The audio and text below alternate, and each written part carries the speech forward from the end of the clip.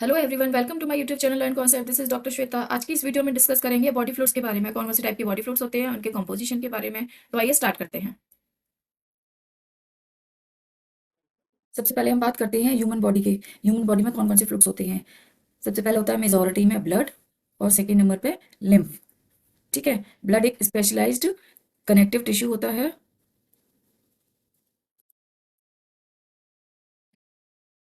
Connective tissue होता है जो कि फ्लूइड मैट्रिक्स, प्लाज्मा और फॉर्म्ड एलिमेंट से मिलकर बनता है। ठीक है, किस किस से मिलकर बनता है ये? प्लाज्मा। प्लाज्मा होता है 55% और फॉर्म्ड एलिमेंट होते हैं 45%। ठीक है, प्लाज्मा इसका मेजर पार्ट है। अब प्लाज्मा भी डिवाइड होता है। सब प्लाज्मा का मेजर पार्ट होता है वाटर, जो कि होता है 92%। ठीक है, और इसमें प्रोटीन होती हैं जो कि होती है 6 to 8%। ठीक है, और इसमें क्या होता है, मिनरल्स होते हैं। मिनरल्स होते हैं।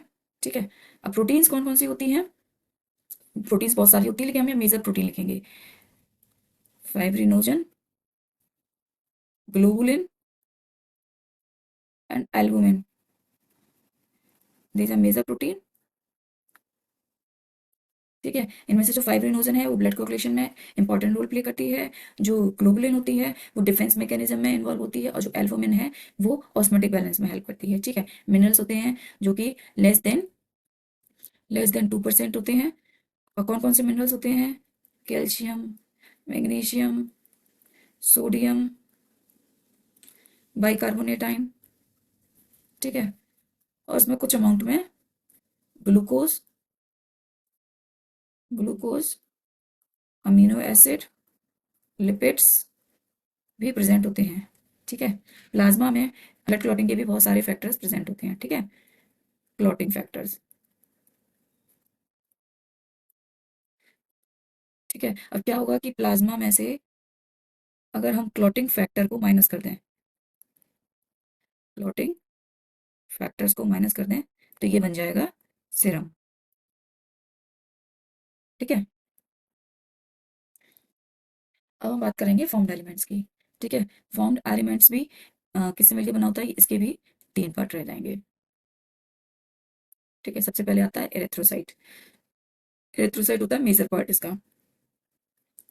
Leucocyte and platelets. Erythrocyte red blood cells, इसको आरबीसी भी बोलते हैं। ठीक है, इसका नंबर होता है 5 to 5.5 मिलियन पर mm क्यूब। ठीक है, आरबीसी के पास न्यूक्लियस नहीं होता है, इसकी शेप होती है बाइकॉनकेव। इसको हम बना सकते हैं आरबीसी को बाइकॉनकेव।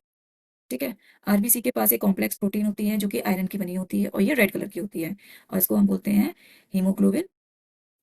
और हेल्थी इंडिविजुअल में 12 to 16 ग्राम हीमोग्लोबिन प्रेजेंट होता है पर 100 ml ऑफ ब्लड। ठीक है, आरबीसी की एवरेज लाइफ होती है 120 डेज।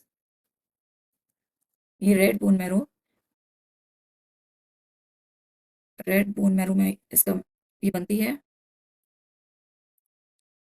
स्प्लीन में जाके डिस्ट्रॉय हो जाती है, यानी इसको हम ग्रेवयार्ड ऑफ आरबीसी बोल सकते हैं।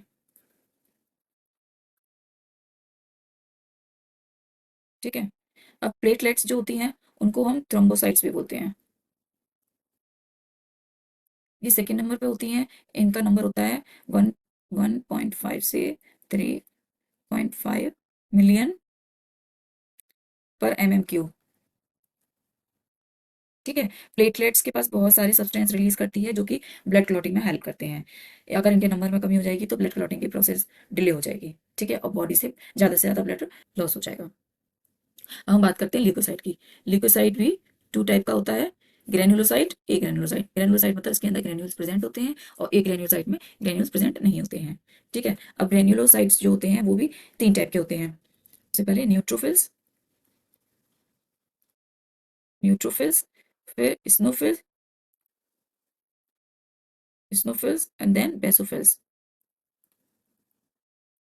ठीक है, अब जो न्यूट्रोफिल्स होता है वो सबसे ज्यादा क्वांटिटी में प्रेजेंट होता है, दैट इज 62%। 65%। ठीक है, और जो इस्नोफिल्स होता है वो 2 to 3% प्रेजेंट होता है। बेसोफिल सबसे कम क्वांटिटी में प्रेजेंट होता है, 0.5 to 1%। ठीक है, और ए ग्रेनुलोसाइट भी 2 टाइप्स का होता है, monocyte and lymphocyte. Further lymphocyte भी 2 टाइप का होता है, बी एंड टी लिम्फोसाइट। ये हेल्प करता है immune system of the body, ये इम्यून सिस्टम में हेल्प करता है।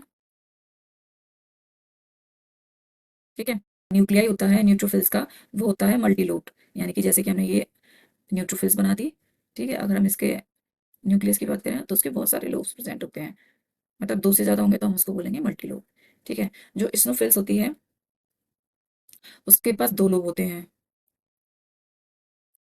इसको हेडफोन शेप भी बोल सकते हैं। जो बेसोफिल्स होती है वो एच शेप्ड इसका लोब होता है। ठीक है, और जो मोनोसाइट होती है उसका राउंड शेप्ड न्यूक्लियर होता है, इसका न्यूक्लियर होता है राउंड शेप्ड। ठीक है, इसका ये राउंड शेप न्यूक्लियर है। और जो लिम्फोसाइट होती है उसका न्यूक्लियर होता है बीन शेप्ड, यानी कि किडनी शेप्ड। ठीक है, जो स्नोफिल्स होती है वो इन्फेक्शन को रेजिस्ट करती है, it resist infection and allergic reactions.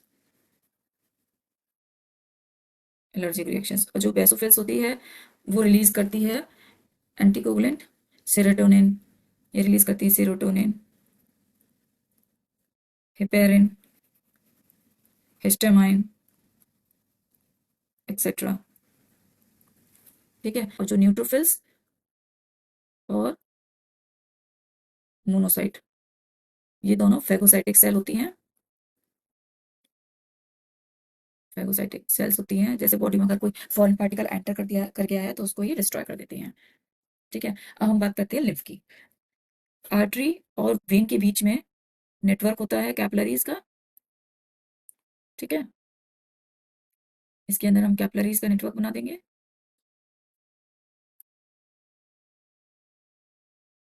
ये कैपिलरीज का नेटवर्क बन गया, ये हो गया आर्टरी, इसमें ब्लड आ रहा है, ये हो गया वेन, इससे ब्लड जा रहा है। तो इसमें जब ब्लड फ्लो करता है, जब ब्लड आर्टरीज के पास पहुंचता है तो थोड़ा सा जो ब्लड होता है वो बाहर डिफ्यूज हो जाता है और टिश्यू के पास जाके एक्यूमुलेट हो जाता है। ठीक है, इसको हम बोलते हैं टिश्यू फ्लूइड या लिम्फ। ठीक है, और ब्लड के प्लाज्मा पार्ट ही फिल्टर होकर बाहर निकलता है। ठीक है, अब अगर यहाँ से बहुत सारा निकल जाएगा वापस नहीं आएगा तो उसमें वॉल्यूम कम हो जाएगा, तो वॉल्यूम को मेंटेन रखने के लिए ये वापस से ही इसमें फिर से डिफ्यूज हो जाता है। ठीक है, अब हम बोलेंगे कि इसकी ज़रूरत ही क्यों पड़ती है बाहर जाने के लिए, क्योंकि ये जो गैसियस एक्सचेंज होता है, न्यूट्रिएंट की सप्लाई होती है, उसको हेल्प करता है, सारे काम को फैसिलिटेट करता है। और ये इसके पास सर्कुलेट होने के लिए पूरा एक वेल डेवलप्ड लिम्फेटिक सिस्टम होता है, और लिम्फेटिक कैपिलरीज के थ्रू इसमें नेटवर्क होता है, लिम्फ वेसल्स होती हैं, लिम्फ नोड्स भी होते हैं, और इसके प्लेस को लैक्टेल्स बोलते हैं। इंटेस्टाइन में एक फिंगर लाइक प्रोजेक्शन होती है जिसको हम विलाई बोलते हैं। विलाई में फैट के रीएब्जॉर्प्शन को, जो फैट का जो एब्जॉर्प्शन होता है वो लैक्टेल्स में ही होता है।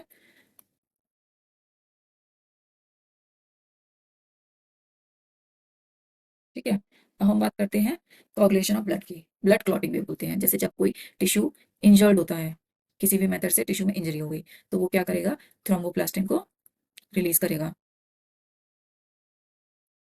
प्लास्टिन को प्रोड्यूस करेगा, और थ्रोम्बोप्लास्टिन क्या करेगा, बहुत सारी प्लेटलेट्स को इकट्ठा करेगी।